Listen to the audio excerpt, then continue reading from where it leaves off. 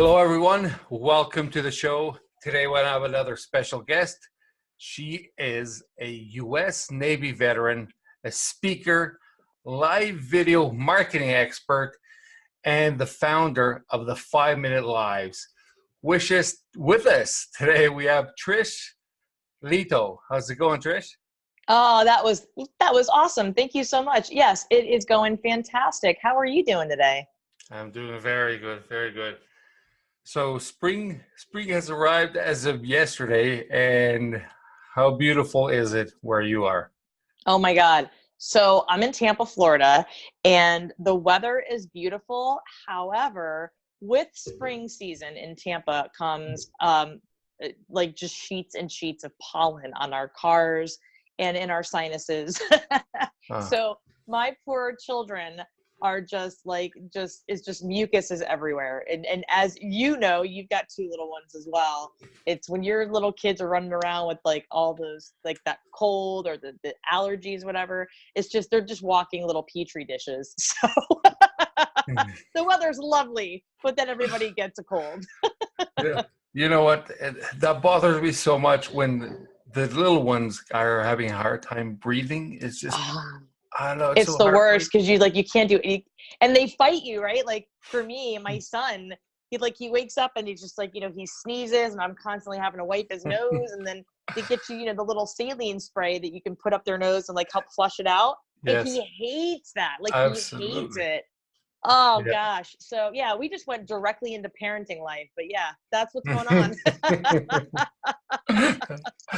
Yeah, very good. So I may have a little situation that's, I think it's a tiny bit worse maybe than the pollen, which is the snow is all starting to melt, and the snow is mixed with dirt, so there's kind of Mm. mud everywhere.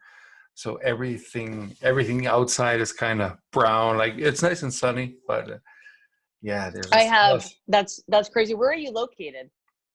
Alberta, Canada. Oh, you're in Canada. Oh my Yeah. God. Okay.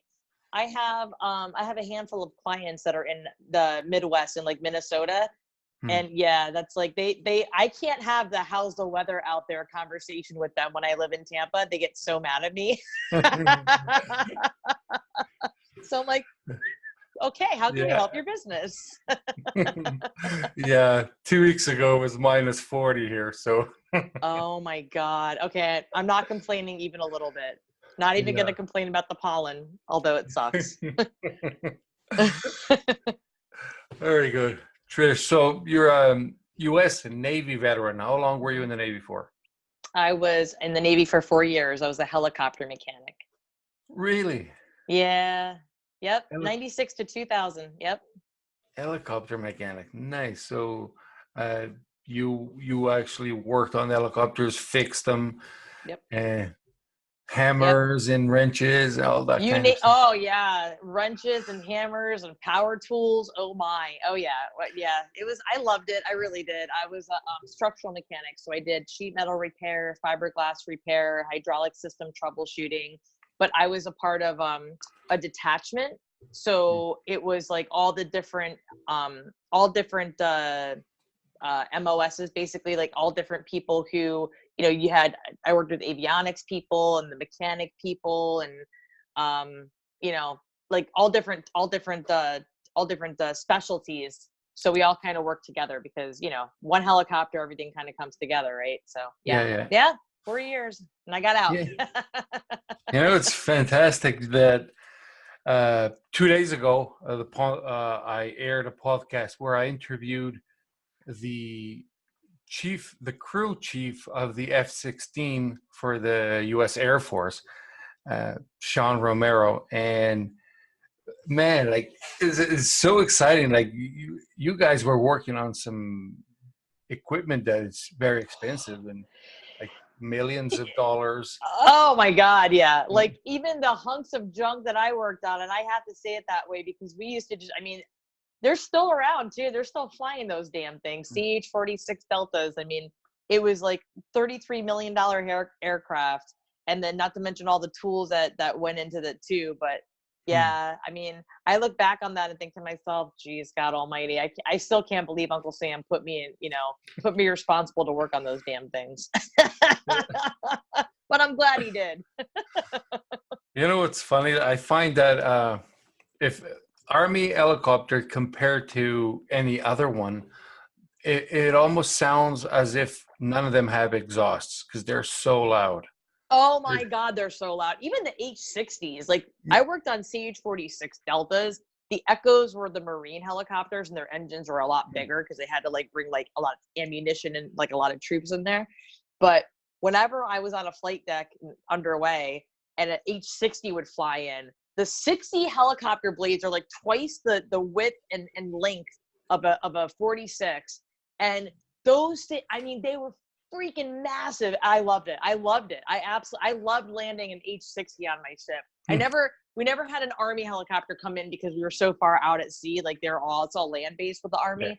Yeah. But yeah, man, those, I don't know. I was one of those people. I love hearing the sound of a helicopter flying over, like, and even like the news choppers, even a sheriff's chopper. If I see like a chopper flying in the air in my neighborhood, I'm like, ooh. Yeah. That sucker sounds good. Yeah, absolutely. So something that I saw. I heard a few podcasts where you were interviewed and a few interviews, and there was one thing in common that all hosts I heard, they introduce you as a badass. That's funny. Was that a coincidence, or are you really one? I mean, I like to think that I'm a badass, just in that, I don't know, it's funny. It's like, what does that mean for different people? I think for me, it just means that, I think some people just, consider me a badass because of what I did in the military. Other people consider me a badass because I just, I've worked very hard. I've been, plenty of people out there that work hard, I just, I don't know. I definitely appreciate it. I consider it a huge compliment. Am I a badass? Sure. I'll own it. I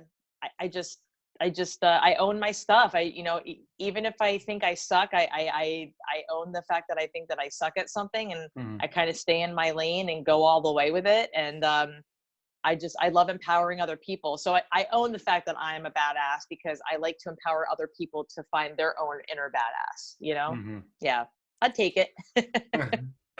Very good.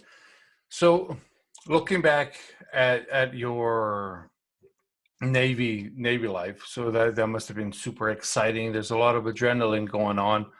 When you leave something like that and come into civilian life, do you find that you go into depression, missing the activity and the excitement, or no? For me, when I got out, I think what actually made me feel depressed was that I couldn't find a job right away. Like nobody would hire me. And that's a big part of my mission. I've got a huge mission. I've got essentially three different audiences, right? So, and that kind of happened on purpose. It was like the best mistake that could have happened, or by mistake rather.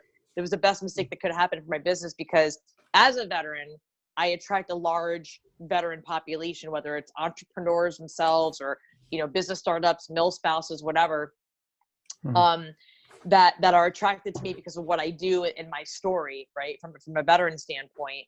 And then I've got because I've got a mortgage background. I did 18 years in the mortgage industry.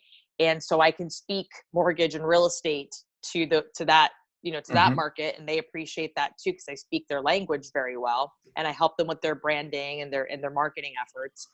And then I've just got that other piece. It's just like, the non-veteran, the civilian entrepreneurs out there, the aspiring speakers and authors, and people who are just trying to do what I do, or just trying to get themselves out there more. And the reason why I'm talking about that is a big part of my mission is to help those people, but especially veterans, because I remember how lousy that felt. You want to talk about feeling like that badass? I had to find my inner badass to get over that hump of, coming out of the military. I was 22 years old. I was in for 4 years. I get out at age 22, and something that I really want people to understand about serving in the military is that there are certain certifications and qualifications you get in the military that do not transfer into the civilian world.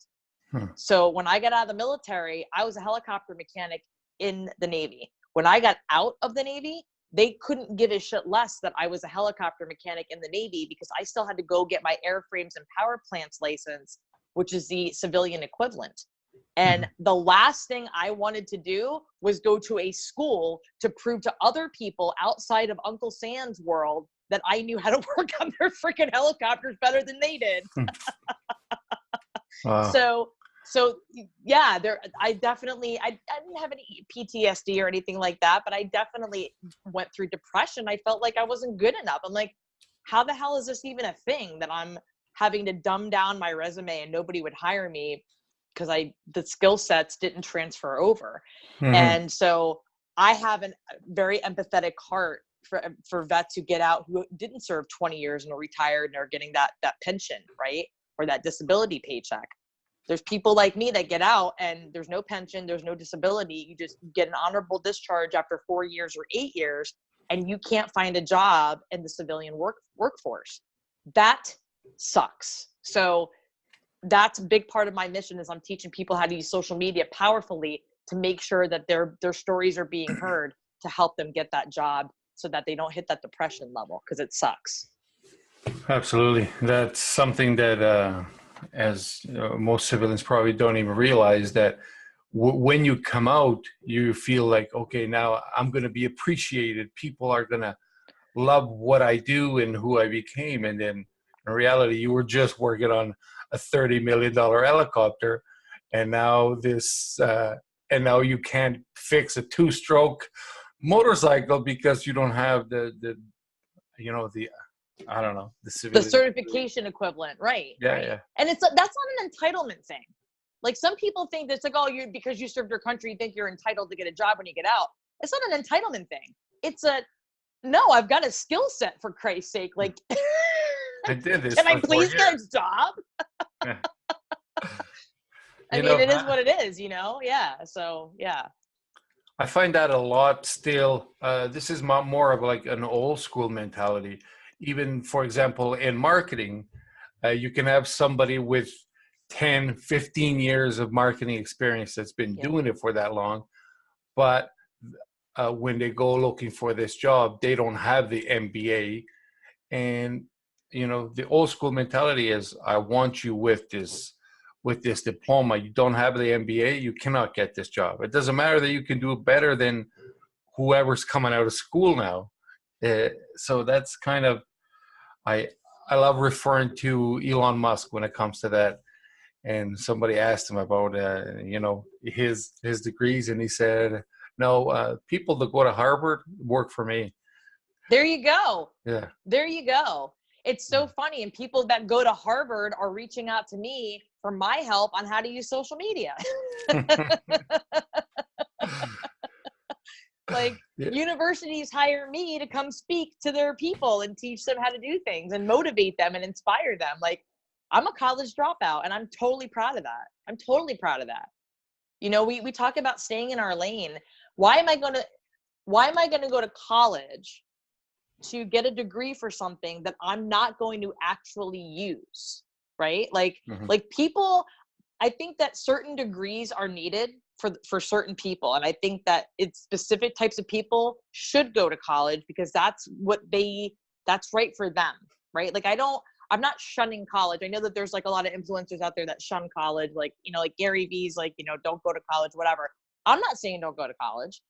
I'm just saying, if college doesn't feel right to you, then don't go to college, but then find something else that's in your lane, that's in your path, that you're really passionate about, and work your ass off to find your inner badass to see it through. Right? Yep. Yeah, so if you're going to be a plastic surgeon, go to college. Don't just learn with life. Don't go with the flow, okay? Right, exactly. I mean, there's certain things that you have to go to college to get. Exactly, you're exactly right. Plastic surgeon, or a chiropractor, or a nurse, or a IT technician, whatever. go to college, get your degree, get your certification, whatever that is. For me, it just, I'm way too distracted. My mind goes, my mind spins way too fast to sit down in a classroom and read a book written by somebody 25 years ago and then write a paper about it and how it relates to everyday life. I'm cool. We're good. I'm going to go just do a Facebook Live and inspire people and get paid for it. Thank you very much. You know what's incredible? Social media is growing every day. We all know how huge this animal is, and it seems to be unstoppable. And talking about college and school and social media, Ty Lopez, the video, the super viral video, if you know about Here in My Garage, Ty Lopez video. Yes. They study that video in Harvard University. Oh, I totally believe it. Absolutely. And talking about video and all of that, you are the founder of the 5-Minute Lives. Mm-hmm. So tell us what it is, and I guess the name kind of somewhat explains what it is, but how did this start and what exactly is it? Really long story short. When I first started doing Facebook Live, I was one of the first people that got that the little red camera on my phone, right? And people were like, oh my God, we can go live on Facebook, because everybody was going live on Periscope. And I think some people were going live on YouTube, and it was fun, but I didn't like Periscope because people could pop in and you'd get trolls, and I didn't love it. So when Facebook Live came about, I started going live, but I was in an MLM at the time. So I was doing like, direct sales and trying to sell shakes and sell like, fitness programs, and it was horrible. And I kind of broke away from that. I had my worst month ever, and I got out of that business. And I for market research purposes, I dabbled in a couple other MLMs, but what happened was I started reaching out to industry experts who I recognized as being absolutely phenomenal at what they were doing. And, people like, I started watching webinars like, Lewis Howes, Gary Vee, Grant Cardone, Amy Porterfield, like people who I was just like, wow, these people are amazing. Russell Brunson, all these people. And so I started reaching out to people who were learning from them. Right. And, one of my mentors, one of my original mentors is a guy by the name of Landon Porter. He calls himself the sales gorilla, and he's amazing. And I started doing interviews with him and other people who I was like, wow, you're literally like the epitome of what I want to be with my business in the next year, 2 years. Right. And I started interviewing them. And so it turned into a Facebook Live show that I called the Expert Connection. So I would reach out to industry experts and I'd bring them on as an interview. And the interviews would go on for like a long period of time, right? It wasn't like a podcast. I was like, hey, let's just do this. And I'd have them on for a half an hour, sometimes a full hour, over an hour. And people would be on and be great and people would engage. But I found that when I went live by myself, that I didn't have any structure. And then I see other people do the same thing. They'd go live, there would be no structure. And I'm going, okay, there's something broken here, because if I'm using Facebook Live, why am I doing it? Am I pressing live with purpose? And then I started to kind of like, I sat down at my desk when, I'm telling you, again, really long story short, I promise. There was a lot of other stuff in between here. But I was sitting at my desk one day and I grabbed a sticky note and I'm like, there's got to be an easier way. And I know, because I've run Facebook ads and I run them for myself, not a lot, but enough. And I know that with Facebook ads specifically, we can create custom audiences and lookalike audiences based on time viewed on a video. 3 seconds, 7 seconds, 10 seconds, and then 25, 50, 75, and 95% of the video viewed, right? So I started doing like really simple math, and I suck at math. I swear to God, I suck at math. But I started doing really simple math, and I said, you know what? If I could bring people into a video for 5 minutes, right? If I can get people to watch 95% of that video, and I'm just giving them like one tip, one bit of content, one bit of motivation or inspiration or whatever, and it's only 5 minutes and they know it's only 5 minutes, I'm probably going to get 95% of that video viewed. So I started to play around with it. I started doing it and it was working. And people are like, oh my God, these 5-minute videos are awesome. These are like, small chunks of content I can totally consume. I know you're only going to be live for 5 minutes. And so I put together this little blueprint.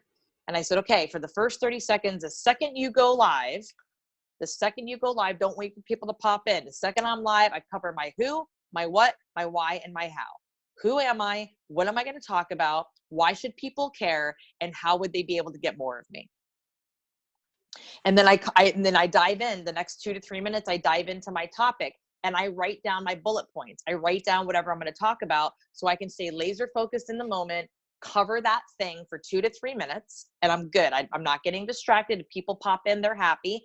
And then 1 minute, I go in and I say, hey guys, thank you so much for watching this live video today. I really appreciate you. And I give a couple of shout outs. I say hello to people. I ask them, hey, if you enjoyed this video, make sure you tag a friend. Make sure you share this out. Make sure you tell me hashtag unicorn if you're catching me live, hashtag breeder if you're catching the replay, because my audience calls me the unicorn breeder. And then the last 30 seconds, I recap my who, what, why, and how. Thank you for popping in today. My name is Trish Leto. Today I talked about 5-minute live blueprint. You can locate my blueprint for free by visiting my website, trishleto.com. Go press live with purpose. Leto out. And I'm done. I am done. And talking about done, is that video done? Are you gonna repurpose it for other platforms or any kind of content? That's always what I do. That's why I tell people, those people who say that they want to be omnipresent, right? They want to be all across all these social media platforms. People are like, well, how do I do this? And how do I do this? And what's the deal with the hashtags and this and this and this? What I try to tell people is start with where you're already like having good things happening, right? If you're already on Facebook and you're already connecting with people, build your brand there. Go live for 5 minutes. When that live is over, download it onto your computer, download it onto your phone, grab a 59-second clip and put it onto Instagram. Like just one clip, one nugget that you covered, right? And then you can give people a call to action and say, hey, go to my YouTube channel or go to my Facebook business page to watch the whole video, right? Or catch more videos like this, whatever you want to say. Put it onto LinkedIn. If you do the 5-minute blueprint and you go over 5 minutes, but you're still less than 10, you can put the whole video onto LinkedIn because you can upload up to 10 minutes of video onto LinkedIn. Same thing with IGTV, right? Same thing with YouTube. I mean, you could put longer than that on YouTube, but people are not going to pay attention, really and truly pay attention, unless it's an actual interview. If you're going live and you're solo, people are not going to pay attention to you for more than 5 minutes. Our attention span is squirrel, squirrel, squirrel all day long on social media. So that's why I tell people use free apps like InShot or Pick, Play, Post or Adobe Acrobat Reader or whatever free video editing apps you have on your phone, be it an iPhone or an Android. Take that 5-minute video and repurpose it. Grab a couple of still frames and post some other videos and inspirational quotes on Instagram, into your stories, onto Snapchat, into WhatsApp, into the Nextdoor app. Send a clip of your video to your email list. Put it into your chat bot. It is limitless opportunities. You could write a flipping book with 5-minute lives. Like it's a limitless opportunity to get your content out there in consumable chunks and build your brand, leverage your credibility and authority, and be the go-to expert in your industry, thus increasing revenue. Done.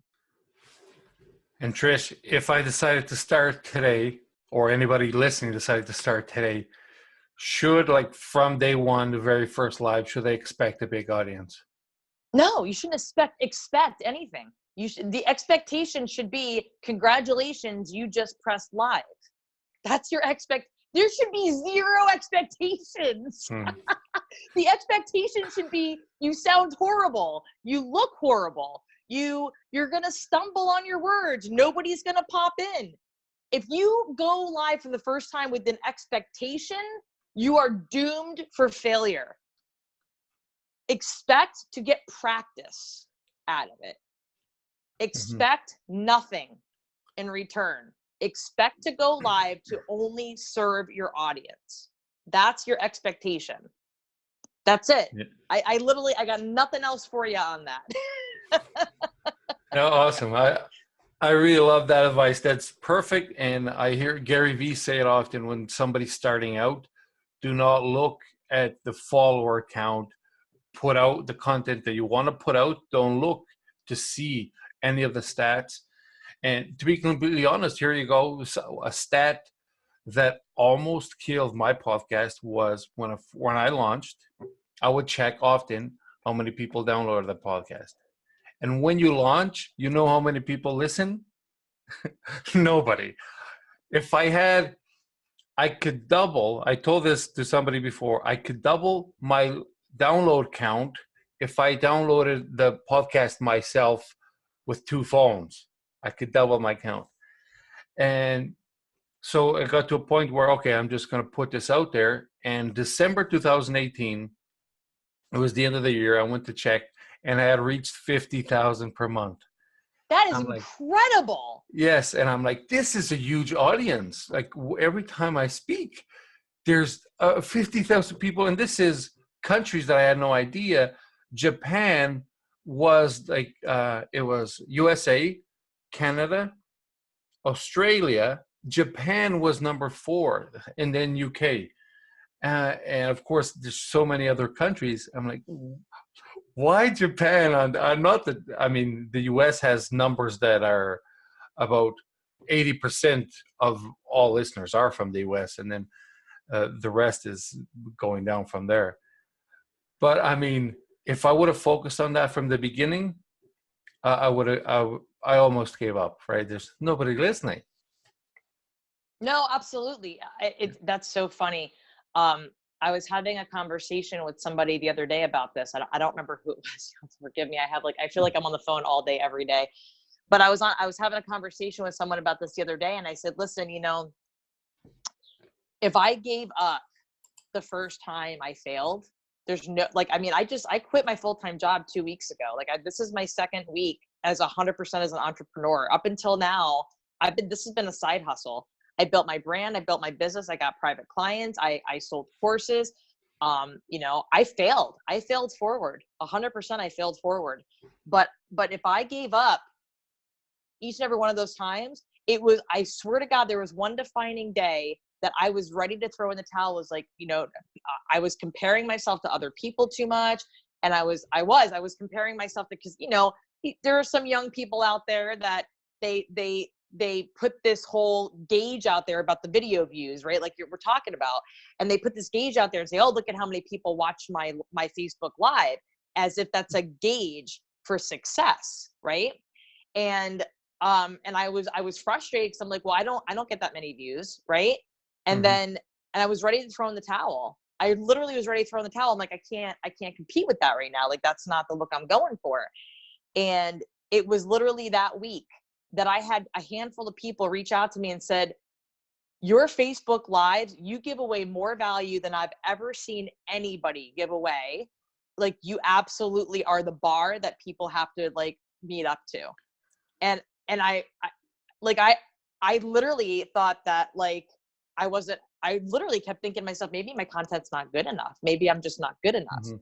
And it's those weeks where you feel like you're not good enough that I swear to God, the universe or something's listening to you, And I pick up my books, and I'm like, right now I'm reading Millionaire Success Habits by Dean Graziosi, which is a phenomenal book. Phenomenal book. You want to talk about mindset shift? Oh my God.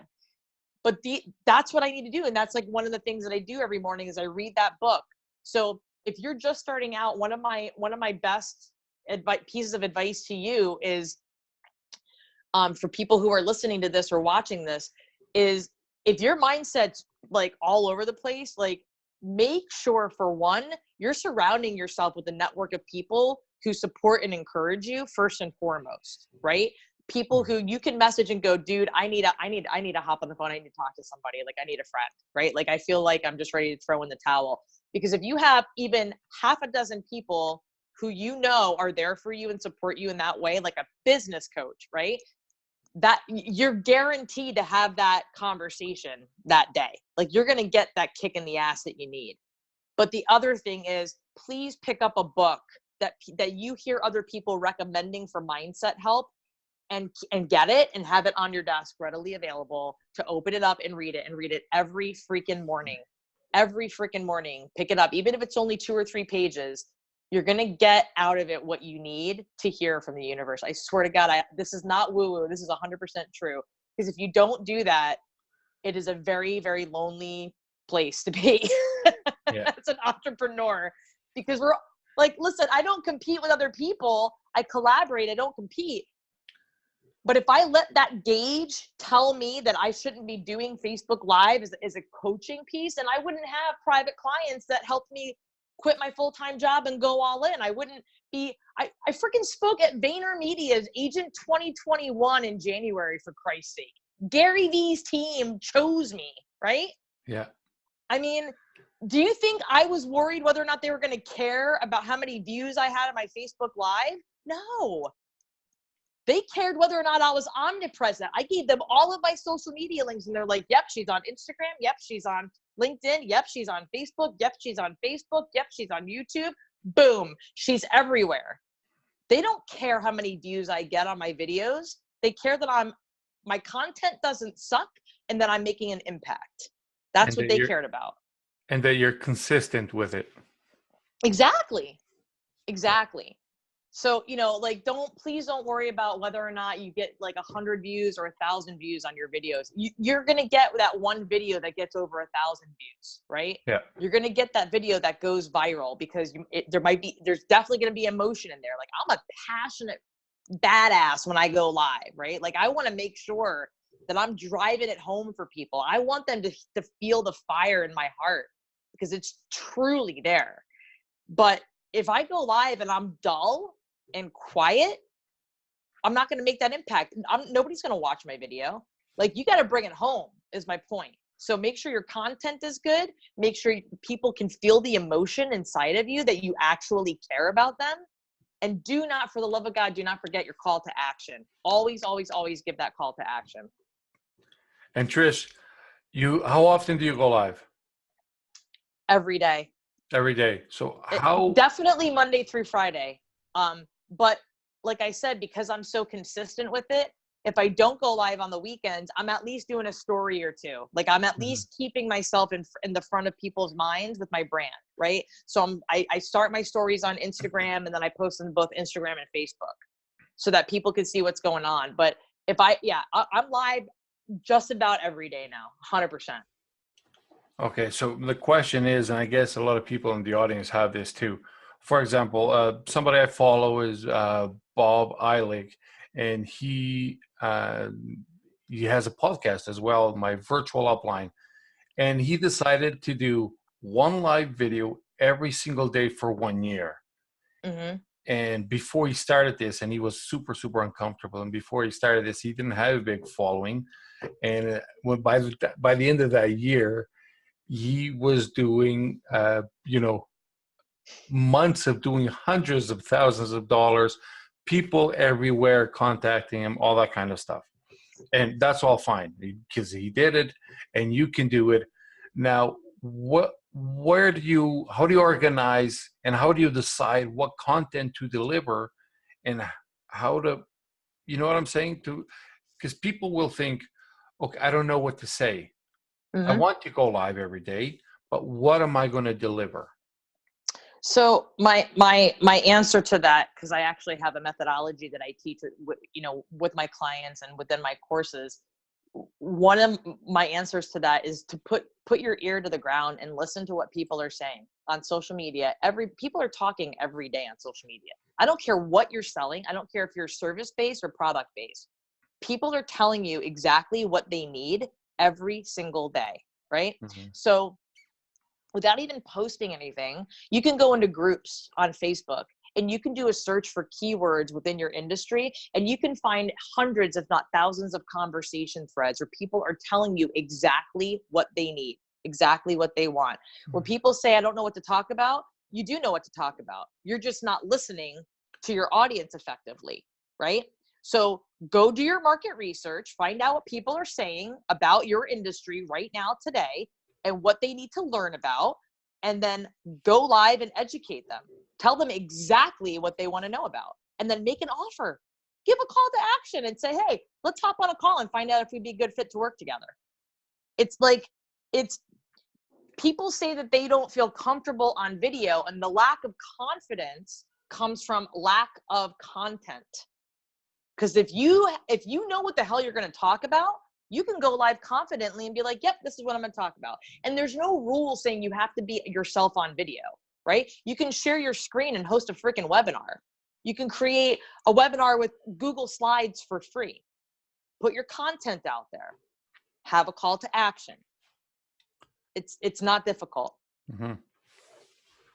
And you spoke at Gary Vaynerchuk event, and when you go to speak at an event like that, of course you have to prepare and have, know exactly what you're going to say and how you're going to say it. How nerve-wracking is it that more than likely, the more that it's Gary's event, is it very, very nerve-wracking for you at this point? No. And here's why. I am so freaking consistent with my content, right? So that's the other thing. And that's why I encourage people to use live video more and more, is because the more I go live, the more it forces me to do my market research. Like, I practice what I preach. I'm out there and I'm having those conversations with people every day, right? So people don't go live because they have technical problems. They're like, I don't know how to go live. Do I do it landscape? Do I do portrait? How do I repurpose? Is repurposing really a good idea? Because I've heard that if your same content is on multiple platforms, it's a bad thing. No, just do it. Who cares, right? So these are the conversations that I see people telling me, because I pay attention. I do my market research. So the more I do live video, the more I know. Even podcasts, like, you're asking me questions, I can answer you, no problem. I'm firing out the answers because I've consistently answered these questions over and over again by different people in different industries at different places in their business, right? Yeah. So by the time I got to Gary V, I have over 18 years in the mortgage industry. I'm talking to real estate agents, mortgage professionals, title agents, all sorts of different people. I sat on that stage and I spoke confidently about using live video. And I was lucky enough to sit on a panel with 4 other gentlemen. 4? 1, 2, 3, 4. Yeah, 4 other gentlemen. And one of them was Jeff Nicholson, who is I think he's the chief media officer for VaynerMedia. Are you kidding me? So he's talking about running Facebook ads, and I'm sitting here telling people, oh, you want to get an audience organically? Do Facebook Live, create custom audiences and lookalike audiences. And he and I are like, we're like high-fiving when we got off the stage. And I'm like, that was like the perfect freaking blend of, like, we were feeding off of each other. Yeah. And I was learning from him. And it was just, listen, Facebook Live has been the perfect platform for practice for me to get on stage and teach social media like a badass, because that's what I do now. And I love it. I love it. I love teaching. You know why I asked that? Because not too long ago, I was asked to go speak at an event about Amazon, about selling on Amazon. And that's what I do. I do e-commerce for 20-something years. And although I've done e-commerce for 20-something years, I didn't do speaking for 20 years, right? So I prepared a slideshow on the computer. I printed it so I could have my notes, and it started with an introduction. Here's who I am, and this is kind of what I'm going to explain to you guys. When I got there, I was a little bit nervous, and I started talking, and I put my slides on the computer so they would play on the screen. Now, my computer has a screensaver that starts playing the pictures that I have on the computer. It just plays anything that I have saved on my computer, all screenshots, pictures, plays them. So for the first 5 minutes, I played that slide. And then I got into the content. I forgot about the slide. I never played a single slide after. And it just played my pictures, right? It played my pictures, whatever's in the computer. And at the end of the event, like, people came over and it was like they didn't want to leave. They came over and asked more and more questions. You know what I realized? The only slides I looked at was who is QUIN. So basically, the thing, yeah. Who am I? What my name? What's my name? And all that stuff. That's what I looked, and then everything else, it just starts coming out. It flowed. Exactly. It flowed. When you know what you're talking about, that's what you were saying. It comes out, and you just have to be confident and let it go. Yeah. And that's I will tell you too, something super cool that I loved about what happened at that particular event at the very end. Gary comes out to do his keynote, and I'd never seen Gary live before. So to see him live was like, that was amazing in and of itself. But he came out on stage, and as he came out on stage, I just noticed like the Vayner crew were lining up microphones on the, like right in front of the stage on the floor, and then up on the floor of the bleachers, because this was in the Hard Rock Stadium in Miami Gardens, Florida. It was freaking awesome. Beautiful day too. Gorgeous day. So he comes out to start talking, and he's like, hey guys, I'm just gonna kind of address a few things that I see happening for just a couple of minutes, and then I'm gonna open it up to a Q&A. And I loved that he did that, because it just, a lot of people just started lining up like crazy and just started answering his questions, and he was just firing out answers. And I'm like, damn, if I'm not going to do that at the next social media training event that I do. Like, I'm going to teach for a little while, and then I'm going to open up for Q&A, because I really, I want, that's the whole purpose of all this. Like, you want people that's market research too. That's real-time market research. That's knowing exactly what people want to ask you, right? And then now you can take that and go, hey, so I was teaching at this event. Like, I could go a month later and go, so I was teaching at this event, and somebody asked me about XYZ.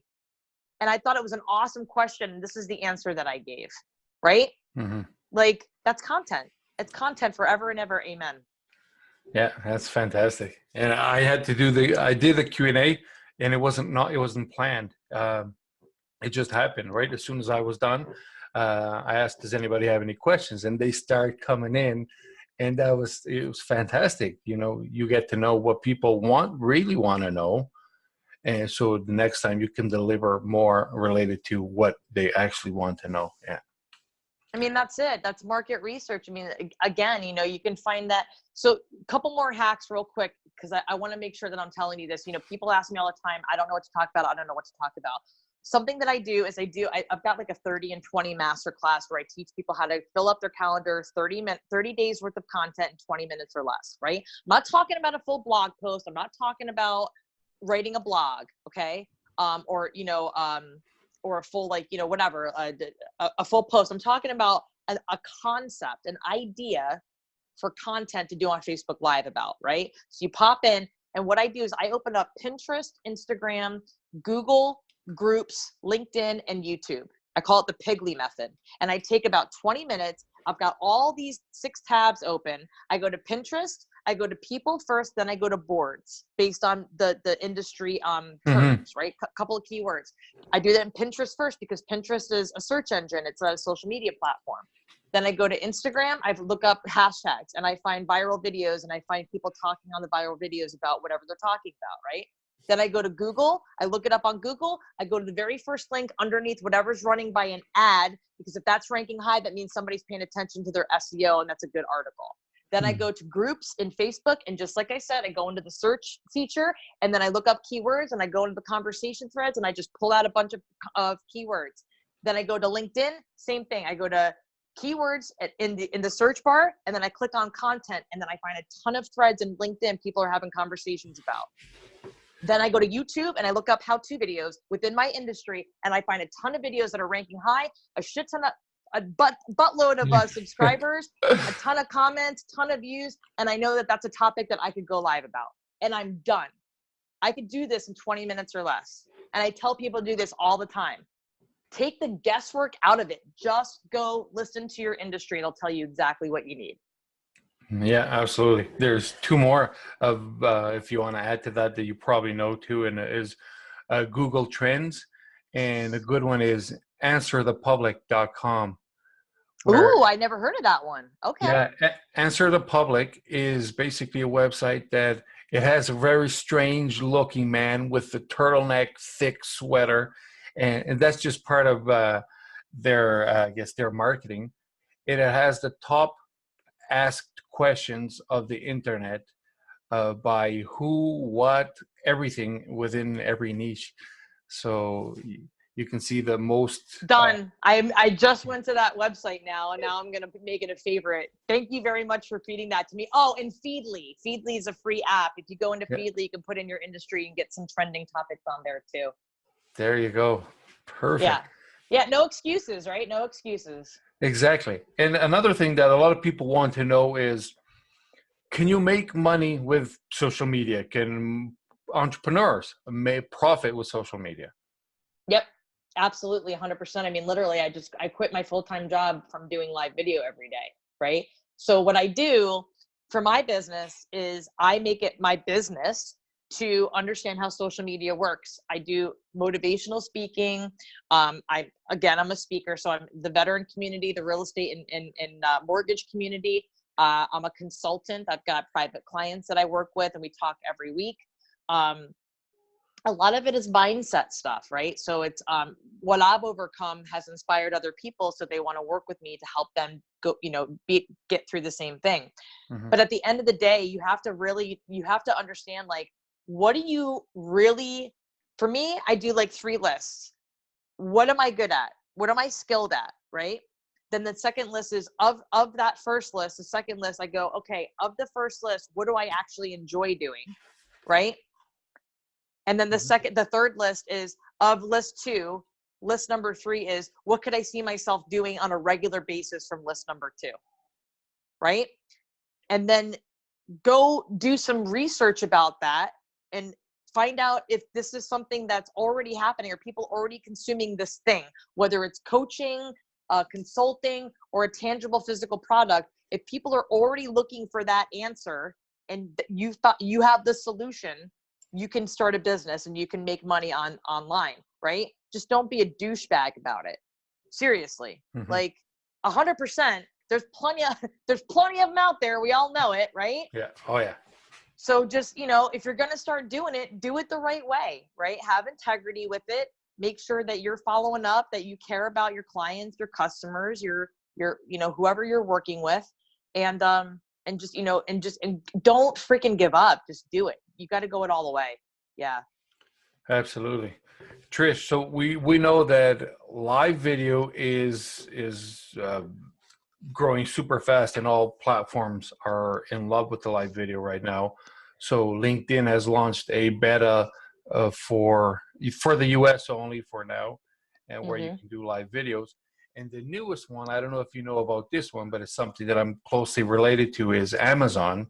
They decided to jump on the live video, but on the seller kind of side of things. So for example, as a seller, I can do live video to feature products, and it's going to be at amazon.com/live, and I think that's where you can find all the videos. It's going to be live videos of products.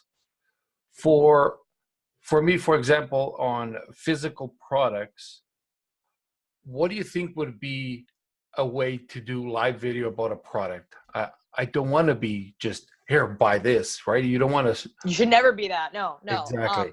I love this because I actually have a couple of clients, and I typically don't touch e-com at all because it's just, I prefer to work with service-based businesses.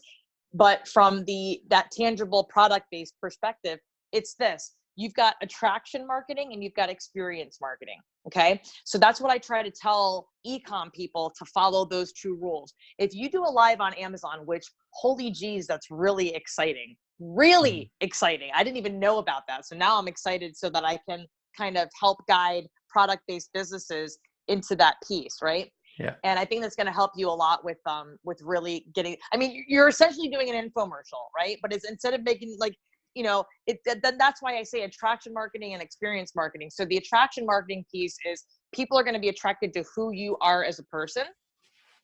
So, if you've got a product that you're trying to sell, you're just going to tell people a little bit about yourself, maybe, right? And what made you want to present this product? Why are you choosing this product, right? What's your experience been with that product? Why do you love it? And do you have any kind of like a book or a course or anything for them to learn from you on how to do sales on Amazon? Okay. Then the experience marketing is, what are they going to experience with that product? Right. So showing them real time, having a really good camera, if it's something that's small, something electronic. Hey, why does it work? How does it work? I mean, you're doing an infomercial. That's what you're doing. Right. Yeah. So that's what I would suggest that you do is, intro who you are, and then let them get attracted to who you are as a person, right? You're Canadian. You're probably going to attract a hell of a huge Canadian market. And then And then the experience marketing piece, right? Whether you're holding a specific spice that you love on a piece of pork or whatever, or you're holding up the newest Olight, like who cares? Like sell the shit out of it and have fun with it. Yeah. I think that it's going to be the easiest way to the know, love, and trust, because now you're not just a faceless brand. You're, oh, that's the brand that belongs to that guy or that girl.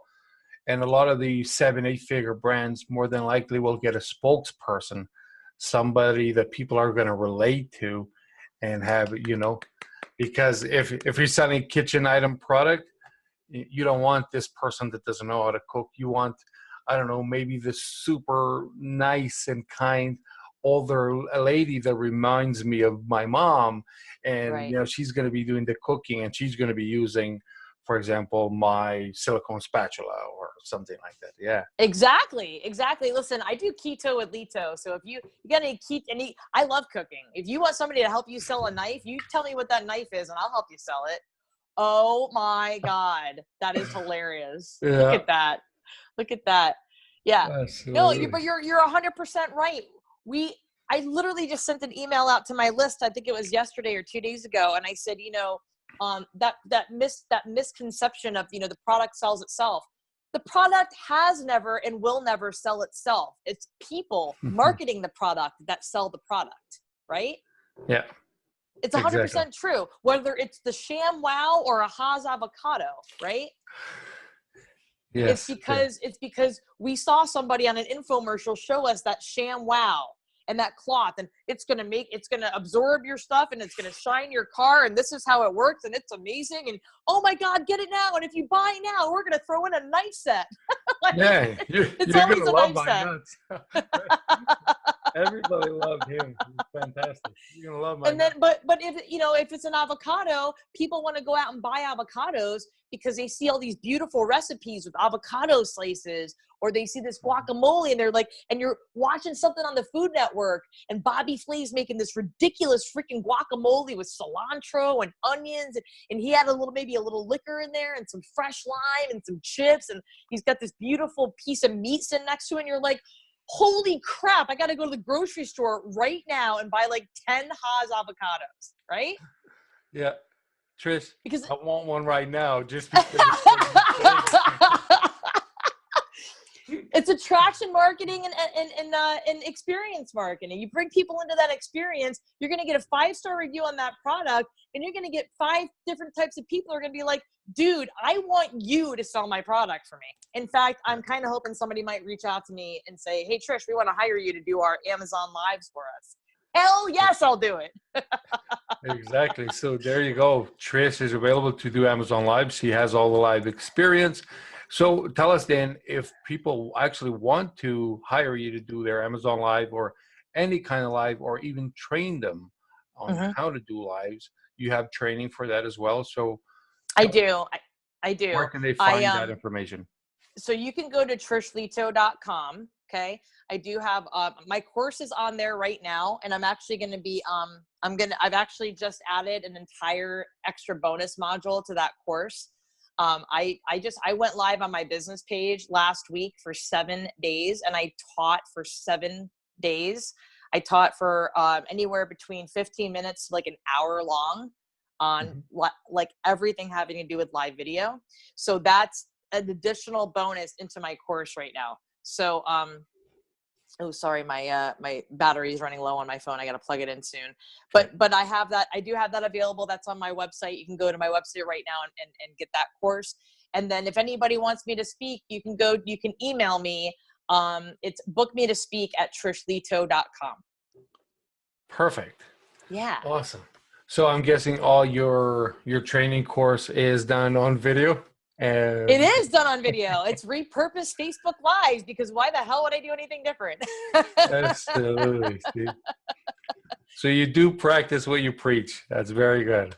100%. Yeah, I've got live video stuff in there. I coach. I walk people through entire processes. I've got tools, resources, templates, the content creation calendar, and the 30 and 20 masterclass. It's all included in there. And yeah, 100%. Yeah, they get that. And then there's a private Facebook group that's attached to that. So I just reopened the course, as a matter of fact. So yeah, it's on. You can go to my website and get that course right now. Awesome. And then on Facebook / Trish Leto Biz. Yes. And that's where you can find your page as well. Yep. And on LinkedIn, I'm Trish Leto. And on Instagram, I am at The Expert Connection. Awesome. And I see that the 5-minute lives, you trademarked that? I did. It's trademark pending right now. I actually just got some emails in, so I got to start answering some emails. This is a very long and grueling process. If anybody has anything out there that you're looking to get a trademark on, you better apply for it now, because it is especially in the US, it is a long process and it is not cheap. Yeah. About 6 to 8 months, correct? If not more than that. Yeah. I got my first response back, and there's some things that I have to tweak and send back to them. And it's probably going to take about a year and a half, but it's trademark pending and nobody else has it out there. So don't try to come back with a 4-minute lives, because it's not gonna survive. I was just thinking about that. Yeah. Or the 6-minute. I would go longer. Right. Very good. Trish, thank you so much for the time you spent with us and the Golden Nuggets.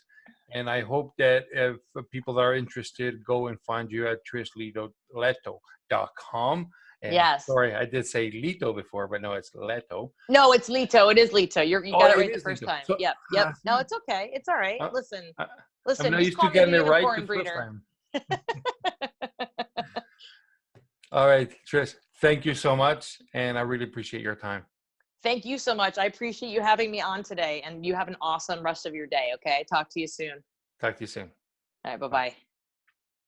Thanks for subscribing to Fail Fast Podcast. If you enjoyed the show, please leave a review and visit failfastpodcast.com for show notes, QUIN's social media, or even to tell us your story.